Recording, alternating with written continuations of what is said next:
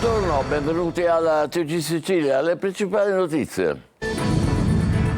Misilmeri, grande folla commossa ai funerali di Sara Campanella, la 22enne vittima di femminicidio, lutto a Messina e a Palermo, l'arcivescovo Lorefice, l'amore non uccide, affetto ma anche rabbia tra i partecipanti, troppe vittime, adesso basta.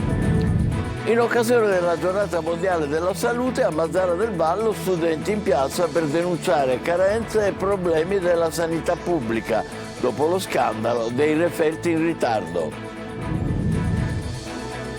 Catania, niente solarium la prossima estate in Piazza Europa, c'è il rischio che quel tratto di mare venga dichiarato non balneabile. Così il Comune preferisce per precauzione non allestire la popolare piattaforma. Violenza giovanile ora anche allo stadio, a riposto un arbitro accerchiato e aggredito a calci e pugni durante una partita Under 17. Altri giovani se le sono date di santa ragione tra di loro. Truffe agli anziani, dopo il falso carabiniere e il finto operatore dell'Enel a Catania, gli impostori ne inventano una al giorno, anche perché sempre più vittime designate reagiscono e chiamano le forze di polizia. Cringe, trigger, chill, il gergo giovanile è ormai una lingua a parte, tanto che le scuole hanno indetto una gara nazionale tra gli studenti per designare la parola più popolare tra i ragazzi. Prima tappa al Cutelli di Catania. Calcio, Manita Palermo, i rosanero sconfiggono la capolista Sassuolo e vedono il campionato da un'altra prospettiva. Adesso il quinto posto, occupato dal Catanzaro, dista soli 2 punti. Rammarico Catania, i rossazzurri vanno in vantaggio con l'Avellino, primo della classe, ma una doppietta di Patierno regala la vittoria agli Irpini. Dobbiamo crescere, dice Toscano.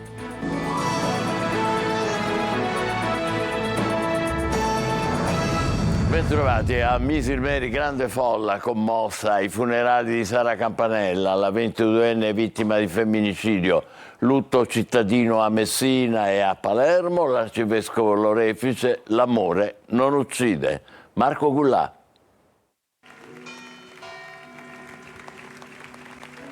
Le lacrime che si intrecciano con il dolore. Misilmeri ha reso l'ultimo saluto a Sara Campanella, uccisa una settimana fa da Stefano Argentino. La bara della giovane ragazza è stata portata a spalla dalla chiesa delle Anime Sante, dove si è tenuta la camera ardente, alla chiesa madre, che si trova nella stessa piazza. E all'uscita, dopo le esequie, applausi, palloncini bianchi e lacrime in migliaia i presenti.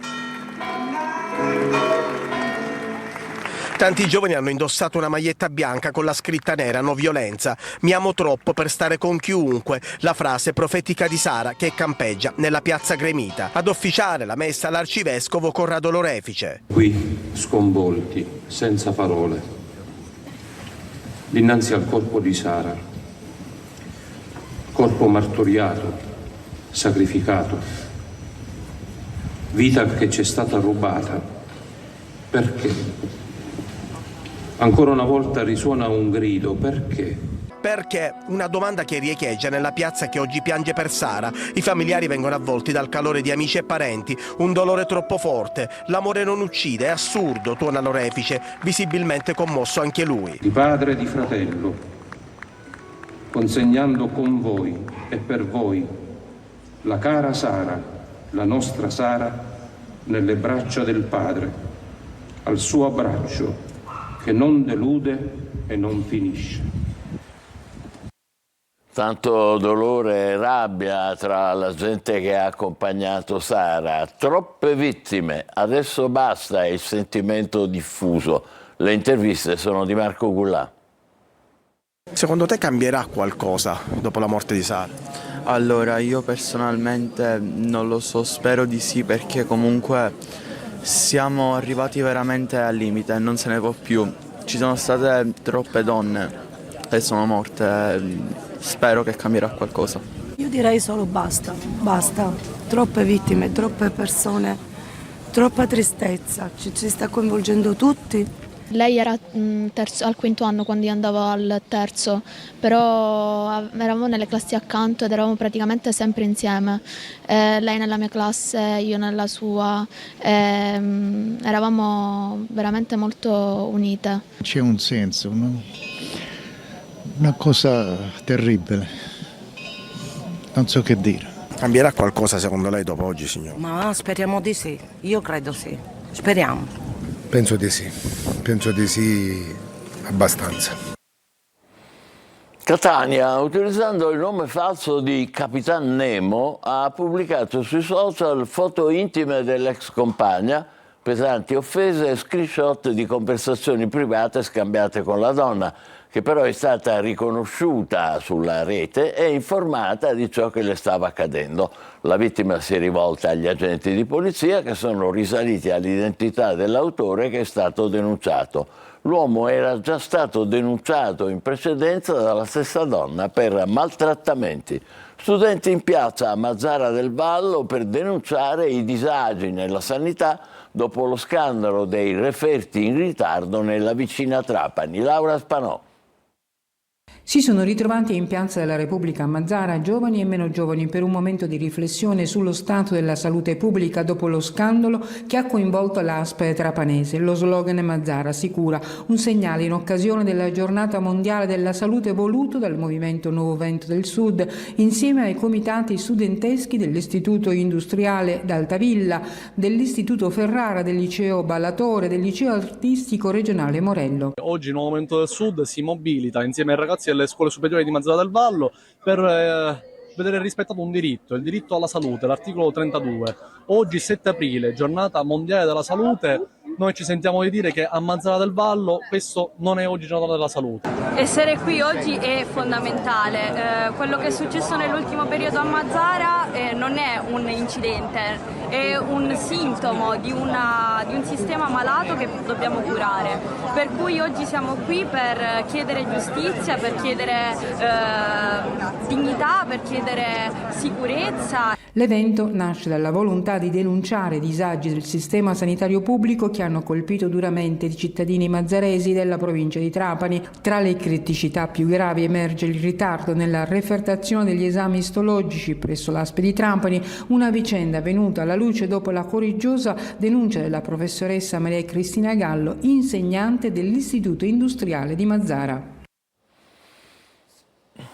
Sicilia nel mirino dell'Unione Europea per la questione dei depuratori e delle acque reflue. 4 procedure di infrazione costano milioni di multe. Il commissario Fatuzzo però è ottimista per il futuro. Entro il 2025, dice, firmeremo regolarmente i contratti richiesti dall'Unione Europea. Orazio Longo. Partiamo da un dato. L'Italia non ci fa una gran bella figura in Europa con la questione dei depuratori, delle reti fognarie, della raccolta e del trattamento delle acque reflue urbane. Basta andare su internet e si trovano le sentenze di condanna della Corte Europea che nero su bianco scrive che il nostro Stato è inadempiente, manca di adottare tutte le misure necessarie e perciò viene condannato più volte. Non è cosa di oggi, sin dal 2012 paghiamo perché non mettiamo a posto le cose e ancora adesso siamo sotto il mirino dell'UE. La Sicilia in particolare è la regione che deve più di tutte lavorare per mettersi al passo nei confronti delle 4 procedure di infrazione attualmente esistenti. Una corsa contro il tempo per ben 11 cantieri attualmente fermi o non iniziati, che se entro il 2025 non vedranno la luce costeranno ancora di più alle tasche dei siciliani. Lo step più urgente è quello che riguarda il cantiere di Castellammare del Golfo e quello di Cinisi Terrasini, oggetto dell'ultima infrazione, ma la questione riguarda, come la Sicilia occidentale, anche quella orientale. Un investimento che per tutta l'isola supera i 2 miliardi di euro. Toto Cordaro, subcommissario dell'ente straordinario per la depurazione e il riuso delle acque reflue, spiega che la vera sfida sono i tempi della burocrazia e dice che sarebbe utile affidare alla struttura commissariale poteri speciali in termini di autorizzazioni ambientali. Ottimista il commissario nazionale Fabio Fatuzzo. Abbiamo accelerato l'iter nella progettazione, in molti casi siamo in fase di verifica, spiega, e aggiunge che entro il 2025 saranno sicuramente firmati i contratti richiesti dall'UE. Ma questo non basterà comunque se non si cambierà l'approccio culturale al sistema di riuso dell'acqua. Restiamo in tema. A Catania niente solarium la prossima estate in Piazza Europa. ci sono delle verifiche in corso e c'è il rischio che quel tratto di mare venga dichiarato non balneabile, inquinato. Così l'amministrazione comunale preferisce per precauzione non allestire il solarium. Adelaide Barbagallo. Un pezzo di mare a Catania, uno dei più amati, quello di Piazza Europa, non vedrà la prossima estate il solarium, così tanto frequentato nelle stagioni passate. Non sarà allestito per problemi di sicurezza balneare. Non ci sentiamo di aprirlo e di inaugurarlo. Per quale motivo? E sicuramente, visto quello che è accaduto l'anno scorso, di quelle chiazze ci sono delle verifiche non di nostra competenza, di altri enti che stanno verificando e noi non ci prendiamo una responsabilità. Preferiamo attendere una stagione e poi riaprire l'anno prossimo dopo che tutte le verifiche siano state fatte. La chiazza scura avvistata la scorsa estate ha sollevato il problema che è annoso, le fognature mai completate con liquami che sfociano in mare, un problema conosciuto da tempo. Quindi il mare lì non è sicuro? Questo non siamo noi a dirlo come comune, io penso che sia sicuro e che sia pulito, però onestamente non possiamo prenderci questa responsabilità, questo rischio per i catanesi e per le persone che frequentano il nostro mare. Le verifiche non sono di vostra competenza, però potete anche sollecitarle. Stiamo sollecitando chi di competenza sia per quanto riguarda questo spazio ma anche e soprattutto per quanto riguarda i torrenti, i forcili arci. Di contro l'assessore conferma l'apertura delle 3 spiagge libere della Playa e i solarium della Spiaggetta Nera e del Nautico. Verranno montati il solarium di San Giovanni Licuti che sarà ingrandito e verrà riconfermato il solarium di Onnina, detto del Nautico, che conta più di 2000 metri quadrati. Ci sono dei progetti per aprire altre spiagge libere alla Playa, ma l'assessore su questo punto non si sbilancia e in ogni caso, se qualcosa avverrà, non sarà certo nell'estate ormai alle porte.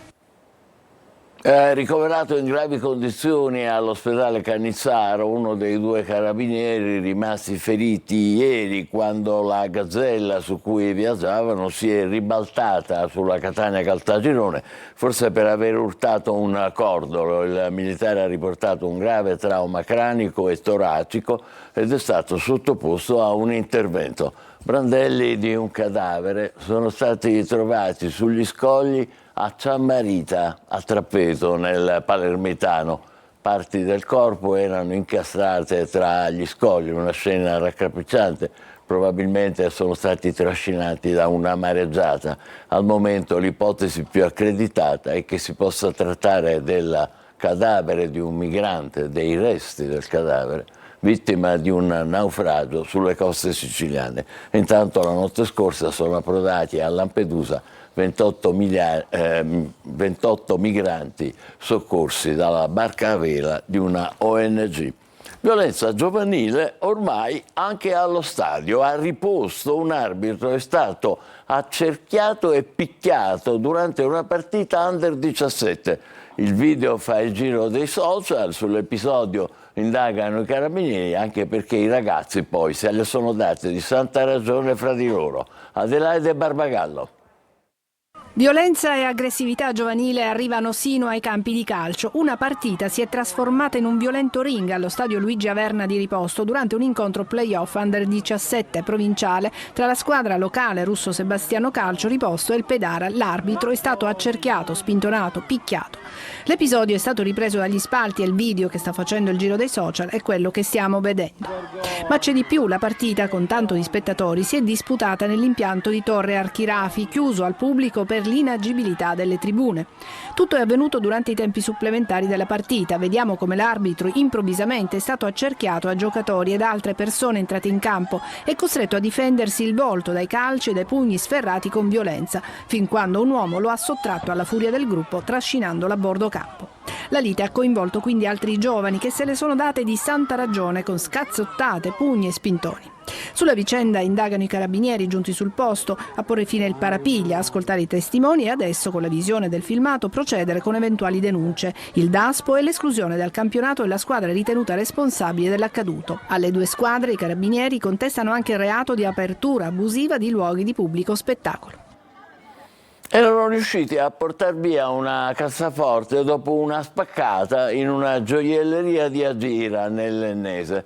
Tra poco vedremo il gruppo di ladri. Eccoli qua, vedete che dopo il colpo tenta di aprirla in tutti i modi nella zona di Ramacca.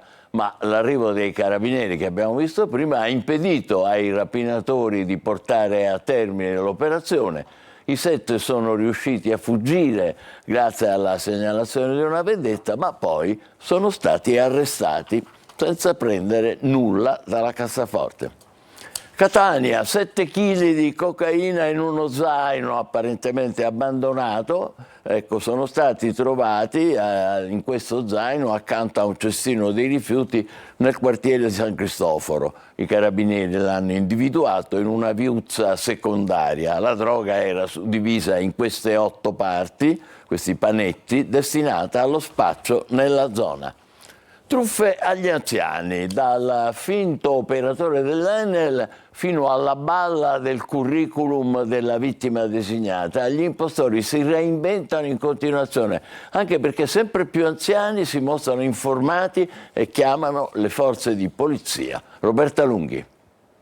L'ultima che vi abbiamo raccontato è la truffa del finto operatore dell'Enel, insomma la macchina delle truffe nei confronti di anziani e persone fragili si arricchisce sempre di nuovi capitoli. Se i truffatori inventano sempre nuovi sistemi prevalentemente indirizzati ad anziani e persone fragili, parallelamente l'attività delle forze dell'ordine è sempre più capillare. L'informazione continua a raccontare di persone truffate, ma anche di chi proprio grazie ai servizi giornalistici si sente intoccabile. La truffa del finto incidente. Non me sono questa, la conosco da vari anni.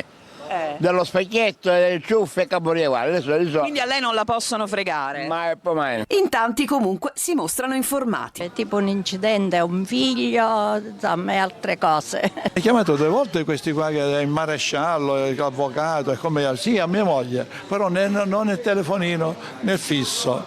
Mia moglie dice, ma guarda, io non ho figli. Sì, l'ho vista in TV tutta sta storia che ci sono truffe. Il pacco, il finto incidente, i finti dipendenti dell'INPS e poi lui, tra le ultime new entry. Che mi è arrivato il curriculum, ma se io non ho mandato, che curriculum devo mandare? Chiudo direttamente. E se il curriculum inviato sembra essere il sistema di truffa meno creduto, c'è chi racconta di nuovi espedienti e così arriva il finto inviato dell'amministratore di condominio. Il capocondominio aveva detto di dare 100 euro per cambiare la pulsantiera. Lei gliel'ha dati questi 100 euro? Sicuramente. Io appena ho sentito questo, aspetta che chiamo l'amministratore, appena ho detto chiamo l'amministratore è scomparso la circolazione, non si è visto più. Dia un consiglio a chi invece ricevesse queste telefonate, cosa bisogna fare? Chiamare subito i carabinieri o qualcuno di familiare. Giustissimo, da sottoscrivere immediatamente. Passiamo al vocabolario dei più giovani. La generazione Z, come si dice, ormai ha una lingua a sé, con i suoi codici e le sue regole. Una gara organizzata dalle scuole a livello nazionale ha deciso infatti di premiare a dicembre a Roma la parola più giovanile di quest'anno. Prima tappa al Liceo Crutelli di Catania. Desiree Ferrito. Aesthetic. Brain rot. Chill. Tragliardare. Chill. Let's go, let's go. Chill. Chill. Informale, creativo e spesso irriverente. Parliamo del giovanilese, tra cringe, boomer, trigger, lollo e scippare. Il vocabolario della generazione Z è ormai una lingua a sé, con i suoi codici e le sue regole. Lei è abbastanza chill? Non lo so. Chill. Chill, professore? Non sa cosa vuol dire, vero? Per questo un contest promosso dalle scuole, prima tappa il Cutelli di Catania, ha deciso di premiare la parola giovanile del 2025. Chill per me è come è uno stile di vita, perché la persona chill è una persona tranquilla che non si lascia tutto alle spalle. Aesthetic, che vuol dire? No, non c'è un significato. Brain rot, vuol dire marciume del cervello. Let's go ski. Andiamo a Let's go ski. Let's go ski, si fa così con la mano. Let's go ski. Andiamo a Let's go scare. Il progetto, ideato dal linguista Massimo Arcangeli, vede la collaborazione di prestigiose istituzioni culturali come la Rete Nazionale dei Licei Classici, l'Accademia della Crusca, la Società Dante Alighieri e diverse case editrici. Giocano molto col linguaggio da sempre i giovani e si divertono a sfidare gli adulti anche su parole che potrebbero avere in quel momento alcuni significati che si possono intuire, ma in realtà invece puntano a destabilizzare il mondo degli adulti con parole assolutamente inusuali e inventate. Professore, noi adulti come facciamo a stare al passo? Noi dobbiamo stare al passo, giocando magari un gioco a partita doppia, cioè possiamo proporre a tanti giovani parole che sono in via di estinzione o che stanno scomparendo e sfidarli sul loro campo. Giustissimo. Passiamo al teatro. Non è vero ma ci credo di Peppino De Filippo, di scena al Teatro Garibaldi di Modica. L'attore napoletano Enzo De Caro, porta sul palco scaramanzia, comicità, momenti di riflessione. Veronica Barbarino. Procedura Donna Cobba, che avete fatto? Il primo palo della corrente che ho incontrato l'ho abbracciato stretto a stretto. Molto bene, ferro e legno incrociati. Una tragedia tutta da ridere, superstizioni, iettature, equivoci e tante risate con il maestro della comicità napoletana Enzo De Caro, protagonista al Teatro Garibaldi di Modica per la stagione in corso, nella commedia Non è vero ma ci credo di Peppino De Filippo. Proprio il capolavoro di tutte le abitudini, le scaramanzie che Peppino De Filippo ha magistralmente messo tutte in fila, una specie di enciclopedia. Io, anche per disgrazia dei miei colleghi, sono il napoletano meno superstizioso che conosco, quindi adoro i gatti neri, passo sotto le scale, passo il sale, faccio delle cose terribili. Non lo nominate più, ma che deve venire? Guardate qua, se ne è andata pure la corrente elettrica, se ne è andata. Rispettando i canoni della tradizione del teatro napoletano, ma con un sapore più contemporaneo, De Caro porta in scena un avaro e superstizioso imprenditore che allontana un dipendente che consideri porti sfortuna, assumendo al suo posto un ragazzo ingobbito. Da qui una serie di eventi paradossali ed esilaranti. Oggi cornetti, ferro di cavallo, scongiuri andrebbero usati contro fake news, intelligenza artificiale e tutto ciò che altera la realtà. Non capiamo più che cosa è vero e cosa non è vero. Questo spettacolo è comunque anche una richiesta di vigilare su quello che è verità e su quello che è credenza e di non confonderle. La diffusione di falsi argomenti spacciati per verità nella commedia di Peppino De Filippo, quindi, sono più che mai attuali, nonostante i suoi circa 80 anni di storia. Non c'è dubbio, assolutamente. Allora, questo è al Teatro Garibaldi di Modica. Noi facciamo la nostra pausa, tra poco per il calcio, la cinquina del Palermo e la delusione in casa Catania. State con noi.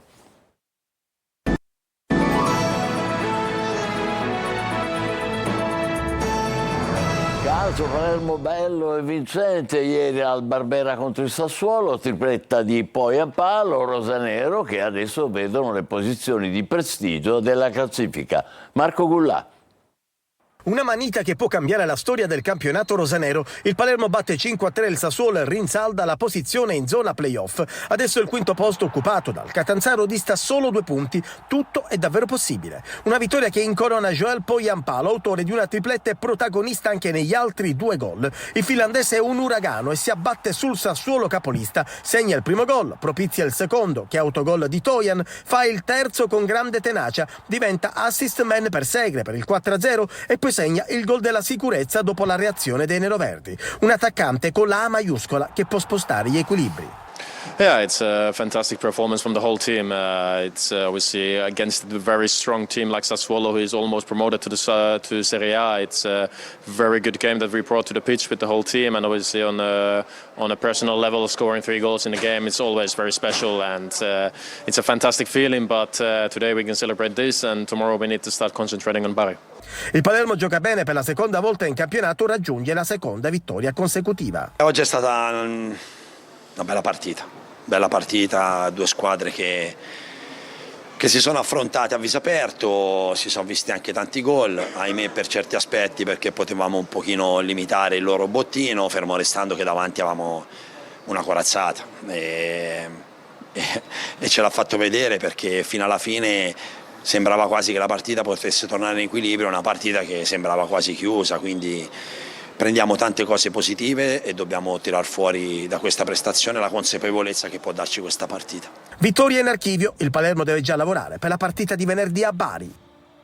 Il Catania chiude in casa con l'Avellino la sua serie utile. Gli irpini si impongono 2-1 dopo il vantaggio etneo firmato Lunetta. Catania positivo nel primo tempo ma in difficoltà dopo il vantaggio ospite. La vittoria interna manca ormai da più di 2 mesi. Marco Carli.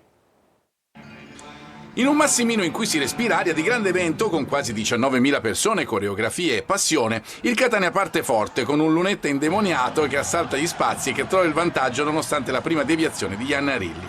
Il gol esalta ma non illude. Tutti conoscono la forza dell'Avellino, che infatti pareggia subito con un Eurogol di Patierno. Sarà lui a decidere l'incontro dopo un primo tempo in cui i rossazzurri si fanno preferire agli irpini per gioco e intraprendenza. Ma nel calcio gli attaccanti sono fondamentali e Patierno è uno di quelli di categoria che fanno la differenza. In una ripresa più spigolosa il suo tiro, per la verità strozzato e non irresistibile, vale l'1-2. Da quel momento l'Avellino ci mette tutto il mestiere. Toscano cambia, inserisce anche Inglese, il suo ritorno al meglio sarà fondamentale per i playoff, ma il Catania non riesce a cambiare volto alla partita, decisa dai colpi di un attaccante, ma Toscano lo dice chiaramente, c'è dell'altro. Noi dobbiamo crescere su questo aspetto, perché il livello ai playoff sarà questo, dobbiamo essere più esperti, più cinici, più sporchi a volte. La prestazione, soprattutto nel primo tempo, resta, ma i numeri sottolineano anche che i rossazzurri non vincono in casa dal 26 gennaio, 3-1 al Giuliano. Se vorranno essere protagonisti nei playoff, il Massimino deve tornare a essere un fattore positivo. Sia in casa che fuori comunque abbiamo mantenuto una striscia positiva. È vero che non vinciamo da tanto, però la cosa importante è aver recuperato posizioni, stiamo recuperando quasi tutti, per cui possiamo dire la nostra. Ci fermiamo qui, appuntamento alle 20. Grazie, buon pomeriggio.